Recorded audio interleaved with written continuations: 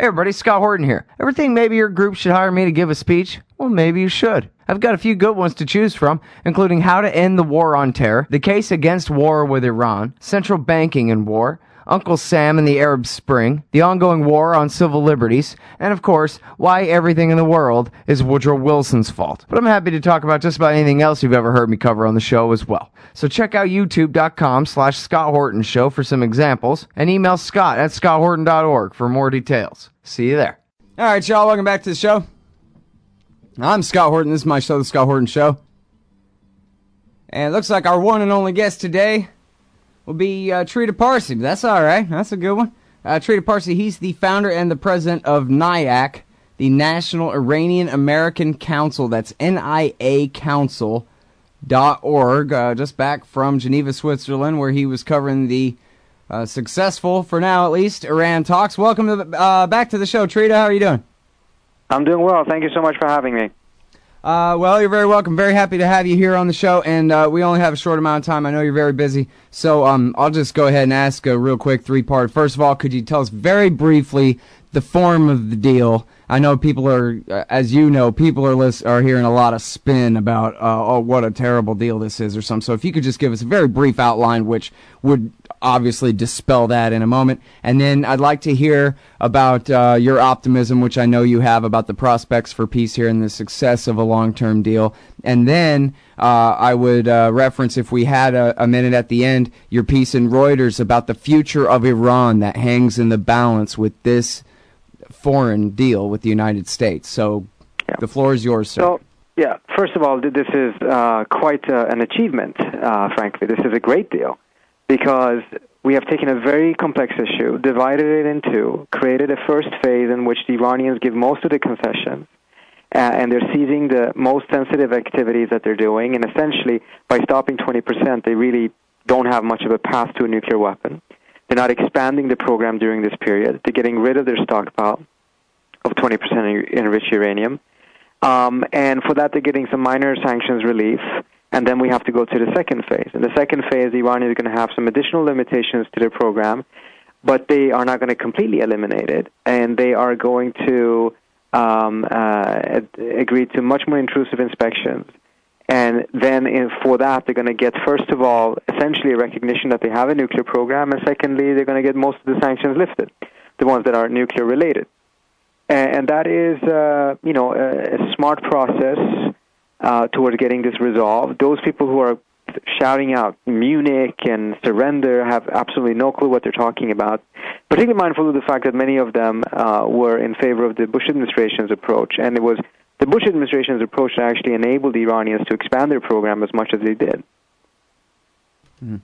Okay, and then, later in the show, I'm actually going to go through and dispel the individual myths. John Glazer has done a real great job of that over at antiwar.com today about, the right-wingers are saying that they're getting a bunch of taxpayer money out of the Treasury rather than some of their own money back. Just little stuff, but we can skip that. Yeah. Talk to me about what you think about the prospects for a final deal here. I'll go ahead and preface that a little bit with Gareth Porter's reporting.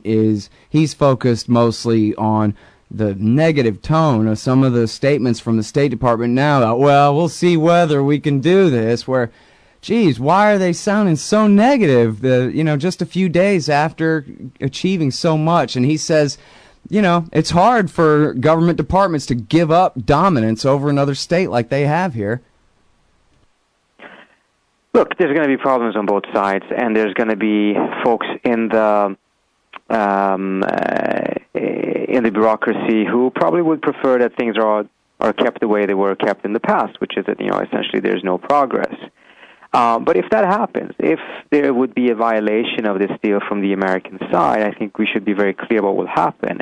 The deal will fall apart, and a lot of countries that have been supporting the sanctions will stop supporting the sanctions, because they supported the sanctions because of the belief that Iran was in the wrong. And because Iran had not done what it should have done, they agreed to sanction that country. But if we have a situation now in which actually there is a solution, and then the U.S. violates that deal because some of these spoilers on the American side, then the entire sanctions architecture and whatever it is that at this point we believe gives us leverage will fall apart. So we have very strong incentives to make sure that that doesn't happen. And unfortunately, there are those who have strong political incentives to make sure that this happens because they actually don't care about the national interests of the United States. They just want to make sure that they create another path towards a war in the Middle East. Yeah.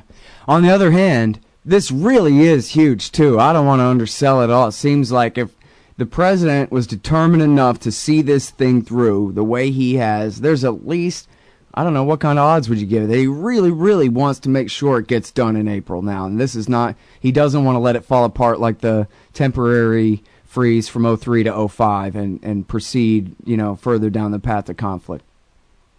No, it's the fact that a historic deal has been made, and at the same time, the administration has to go out there and defend it against accusations of Munich, is ridiculous.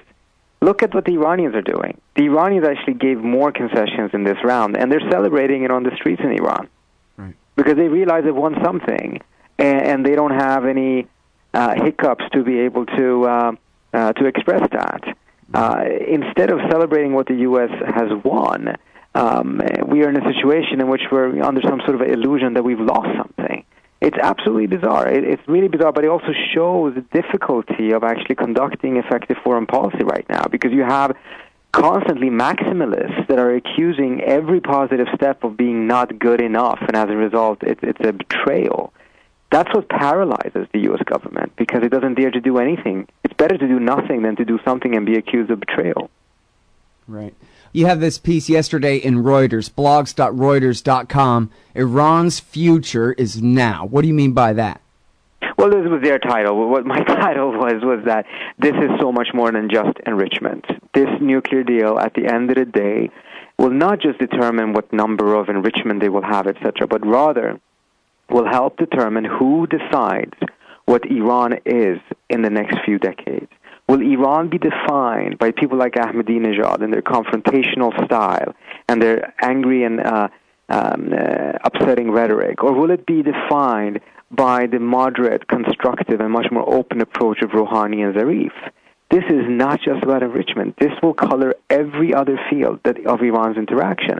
And if you have an Iran that actually is much more defined and guided by the values and principles of Rouhani and Zarif, it's going to be a game changer in the Middle East, not just because of issues such as Syria or collaboration in the Persian Gulf, resolving Afghanistan and Iraq, but also internally, in the sense that this is going to give a huge boost to those inside the country for so long and so courageously have fought for greater political freedoms. That's why they're celebrating in Iran right now. They realize this is much more than just a nuclear deal. Right. All right, everybody, that is Trita Parsi. He's the founder and the president of the the National Iranian American Council. That's NIACouncil.org. Thanks very much for your time. I really appreciate it. Thank you so much for having me. Appreciate it. Fact.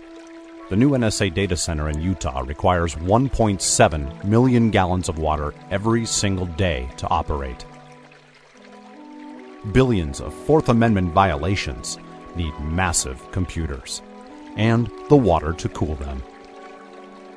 That water is being supplied by the state of Utah. Fact. There's absolutely nothing in the Constitution which requires your state to help the feds violate your rights. Our message to Utah: turn it off.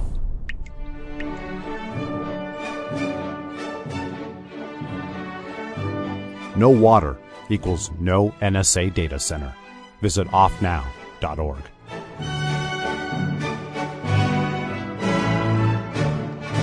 Hey y'all, Scott Horton here for WallStreetWindow.com. Mike Swanson is a successful former hedge fund manager whose site is unique on the web. Subscribers are allowed a window into Mike's very real main account and receive announcements and explanations for all his market moves. The Federal Reserve has been inflating the money supply to finance the bank bailouts and terror war overseas. So Mike's betting on commodities, mining stocks, European markets, and other hedges against our depreciating dollar. Play along on paper or with real money, and then be your own judge of Mike's investment strategies. See what happens at WallStreetWindow.com.